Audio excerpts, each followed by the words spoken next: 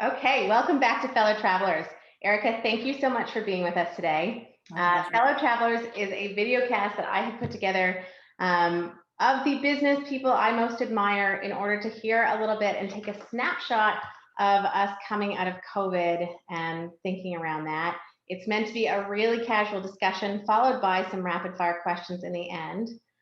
So with that, can I ask how you're doing in this crazy time? I am surviving. It has been a challenge with kids and work and balancing everything at home, but so far, so good.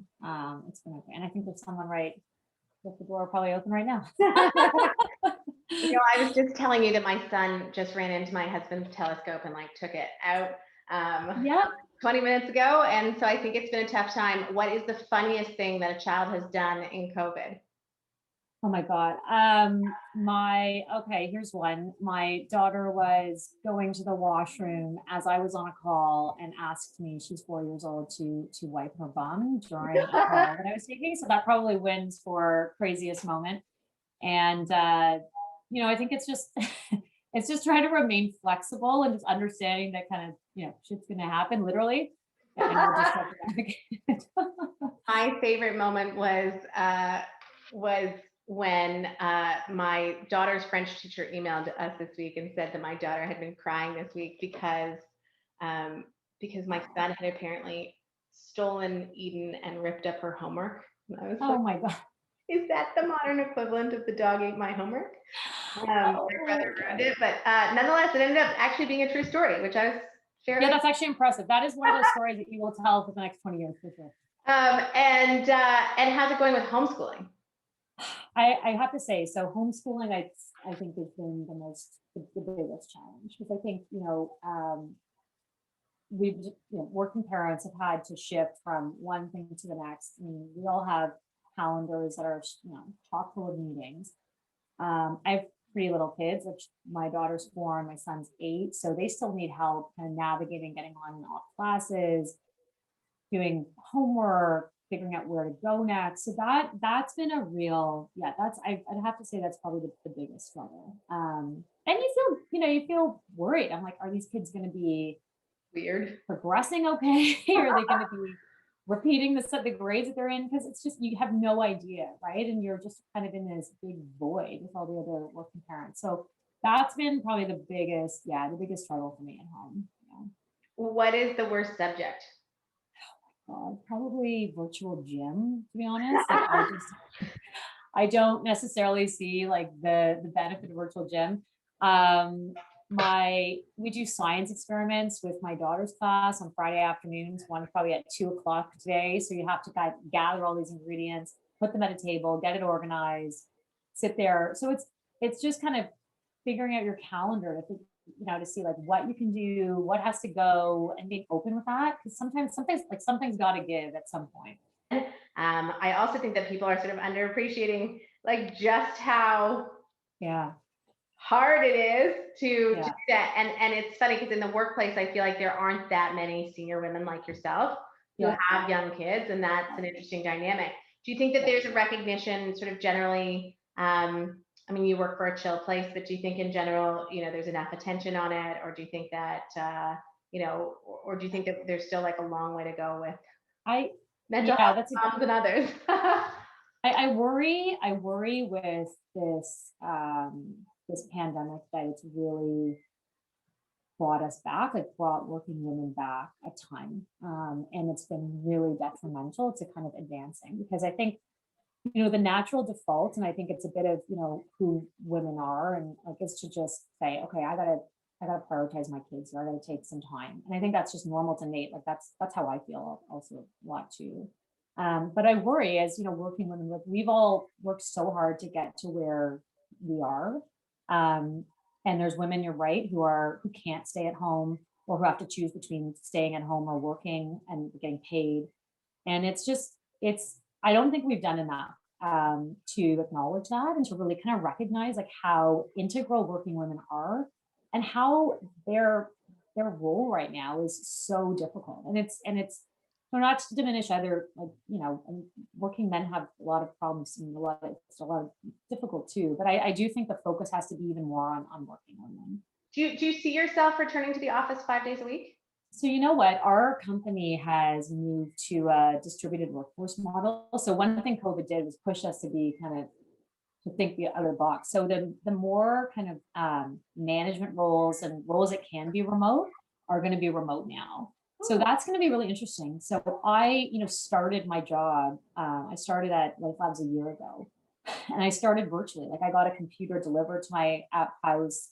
I'd met a couple people during the interview process, and I had to completely onboard, like all virtually, like meet the team, get to know people.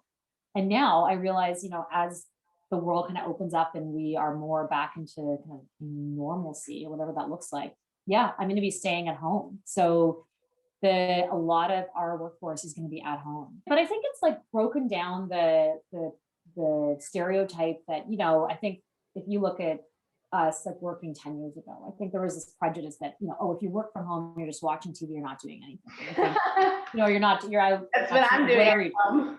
As I flip off my TV behind. But yeah, I mean, I think that's gone. Like that stereotype is gone. I think people have shown this pandemic has shown that we actually can work remotely.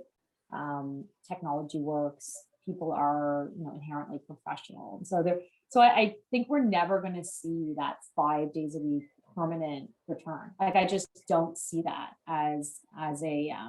I think that's a permanent change that we'll see the same way, people used to. And I remember this. I was one of them. Go to work when they were a bit sick. Like, oh, I'm not feeling great, but I'm here. I'm a trooper. That has changed. Yeah. I was like the grossest person ever. I was like, I'm so hardcore. I'm gonna bring. You're coughing. It's a badge of honor.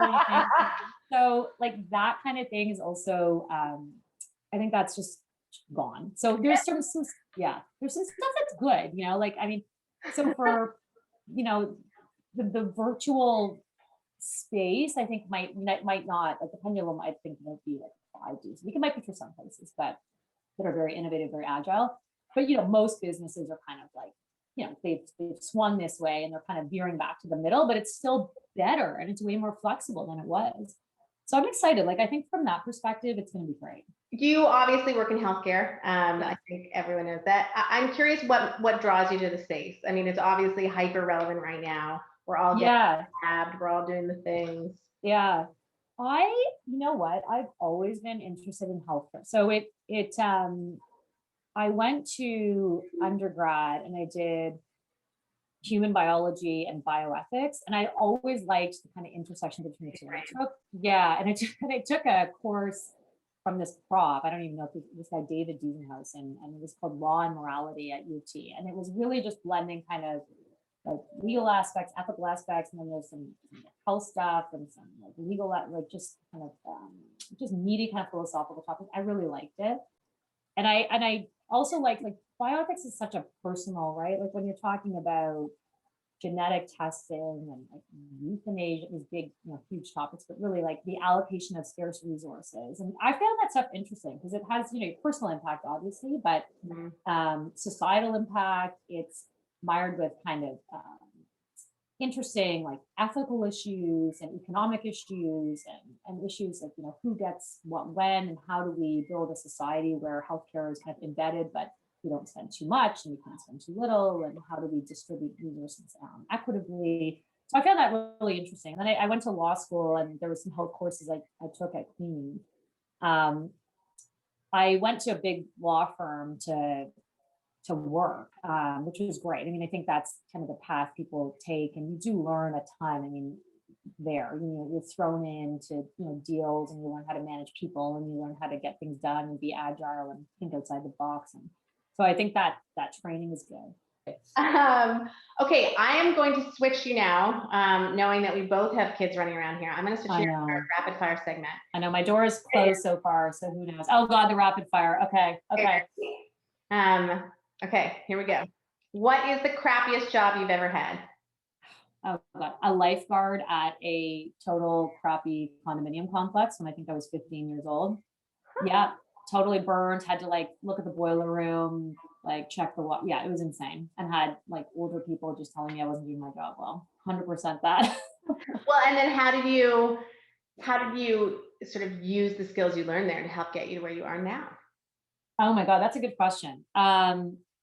You know what? The skills I learned there were diplomacy skills. So it was like a condominium complex for seniors, and so they had nothing to do except for just watch what I was doing. So I got to forge relationships with them, figure out who was who, navigate difficult personalities, and bring people together. So I actually did probably learn more than I thought I did.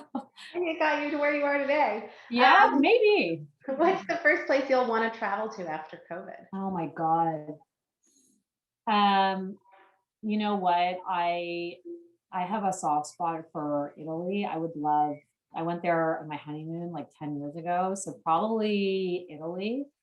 I have also, though, promised my kids, because of all this, that they want to go to Disney. And I've never been to, like, I went once, and my husband's never been. So we might just pull the chute and go there too. But probably one of those two places first, and then more exotic as the time goes on, because I feel like everyone's starving for some type of a vacation. Yes, yes. I would like to take my kids to go and see like Harry Potter stuff. I'm into Yes, yeah. Well, they're at the age, right? Like, I mean, at some point, this is not going to become as amazing as it is for them now. So I think this is like a good age for them to do that. Yeah. What are you feeling most grateful for in this moment? So my sister actually has COVID. So so this is an example of, like, we talk about frontline workers. So she's an early childhood educator. And she's young, she's in her early, like, 30s. So she just got her vaccination like 7 days before getting diagnosed with COVID. And it was just that, and she's, she's out there, she's managing the kids. Daycares remained open while schools are closed. So she's, struggling with COVID right now. So I'd say right now, I'm probably most fearful for that. She seems to be doing okay. But it's just an example of, we take it so for granted that you can work from home. And so you think about all of the people who are just out there having to do jobs and, really managing things on behalf of everybody else. So that's probably, in the present moment, what I'm most fearful of. And on the flip side, what are you sort of most grateful for? Yes, I am grateful for, so I'm grateful for the fact that the vaccination seems to be rolling out, and it looks like cases are going down. I am grateful for, everyone being like okay and here, everyone's seemingly being healthy. And I'm excited for, just to regroup with people. Like, I think it's going to be so nice to, I always just took for granted the fact you could just have a drink on a patio, or, just go see a movie. I am looking forward to it's more the simple things now, right? Like, it's not the huge trip. It's just being able to go have a taco at a patio just with someone. That would be like, that has not happened. Let's go have tacos and margaritas. I think that sounds good to me. I have not done that in so damn long. So yeah, just stuff like that, like just the day-to-day, the simple like fluidity of life, right? Like, and just feeling safe too, right? Like that feeling of safety that we had before and then we didn't have for so long. I think that's something that we have to be mindful of, like just feeling comfortable and safe in spaces will be nice. I'm writing that down. It's such a good thought. Going a little bit lighter now, what's your favorite food? Oh my God, my favorite food. I would say my favorite food is probably, oh my God, probably is tacos. Tacos, or I really like, there's this restaurant in Toronto called Pie, which is like Northern Thai food, which is delicious. Oh, so delicious. So delicious. Probably terrible for me, but I love that. Yeah. Late at night, I will just order that. I'll just activate my Uber Eats, and just many times it might be by myself, but just, yeah. I am grateful for Uber Eats. Oh my God, me too. I do not want to know how much I've spent on Uber Eats in the past. Like, I probably could find out. I don't want to know. Maybe like less on shoes than you would have, Yeah. Someone asked me the other day, they were like, do you think the purses miss us? And I was like, oh, good question. So funny. That's so cute. Are you a morning person or a night owl? I'm a morning person. I'm usually falling asleep at 10:30 or 11 o'clock at night. What about you? Are you morning or night? I think Or you everything? I prefer to avoid midday, but I love the morning and I love the night. And so if I could just like siesta in the afternoon, I think Oh my God, wouldn't that be? Yeah, 2 to 4 like seems to be the worst time. Yeah. we'll do our next iteration of this podcast, not at this time of day. Yes. Oh yeah. Considering it's what is it? It's 1:43. Yeah, it's true. Do you have any hobbies? I do. Okay. I love spending time with friends. What the hell else are my hobbies? I play piano, so I like music. Oh, I took up we moved my old childhood piano here so my son could pick up the piano. I've actually enjoyed playing the piano now again. I used to do that when I was little. I do run, like not necessarily quickly, but I do enjoy just like getting out, especially now that we're stuck inside. And I love just looking at, I guess, like architecture and style. Like I'm just like a junkie for that kind of stuff. Like that's what I enjoy looking at online. But apart from that, honestly, I feel like my hobbies are now mainly spending time with my kids. Like I used to, horseback ride and travel and do all these amazing things. And now it's just when I'm home, you would find me at the park. Lego. Generally, like, yeah, running around with my kids, like playing. I'm the adult, the odd adult that's playing, like putting my foot in, like my oversized foot in the kids group to play like hide and go seek. So I like turn into a child with my children and their friends. Okay, last question. Very last question. Okay. Do you have any sense of what you want your legacy to be? Or like anything about what you want to leave behind? And it's fine to say it's too intense. I'm just like, no, that's a heavy question. Trying to pick My a legacy moment from this time. I think I want to, I guess I want to be known as someone who's helped people move forward with their lives and like helped better their lives. Like I think so my biggest accomplishment at work is always when I see people advance. Like when I'm advancing people, I'm seeing them grow. And it sounds totally trite, but it's true. You get excited about being like a finalist in some award thing. But what really drives me is, wow, this person was here. Like I had people on my team go from here and now they're like general counsel at a hospital, like moving up at a company. That's exciting. Like it's exciting to see people grow. So I think my legacy, and I try to do that with my friends and my family, like help them out, like, help open doors when I can, connect people, drive people like that. I think I'd like to see. So when I'm dead and gone, I would appreciate it if people, hopefully it's not long, but God knows. But, I'd like people to think like, oh, she really was someone who, yeah, like helped out, like helped me develop, helped me, connected me, like pushed me forward and did everything I could to facilitate that. So yeah. So, I mean, I'd like to, that'd be probably something I'd like to see. What about you? Do you have a legacy, Shelby? I need to hear your legacy. I don't think so. I don't know. Hard, right? I think I'm just trying to, Chris Hadfield has a concept of being a zero, like not trying to add too much value, not trying to take away any value. I'm like just trying to get by. You're adding a lot more than zero.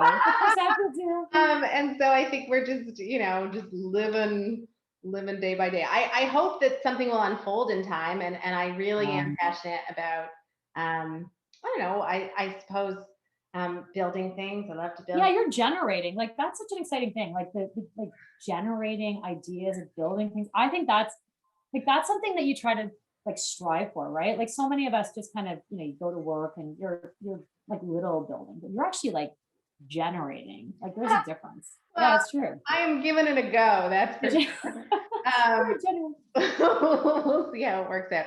I can't thank you enough for like indulging me in doing this. Oh my God, this is so fun. I love these like rapid questions. Well, these are one of these, like, this is an idea I had that I thought would be really neat with a few people I really like to like sort of take a little snapshot of what we're it's awesome. And it's nice to just like, I'm sure same with you, like talk on a personal level, right? Like so much of your work is probably just like to just kind of like unravel someone and hear about how they are and what makes them tick. And So we got it. When are we going to do one for you? We're gonna have to flip the chair. Well, maybe we'll do that. I'm gonna stop recording now. I'm gonna say thank you, and then we'll Okay. decide when we're gonna switch it. Okay.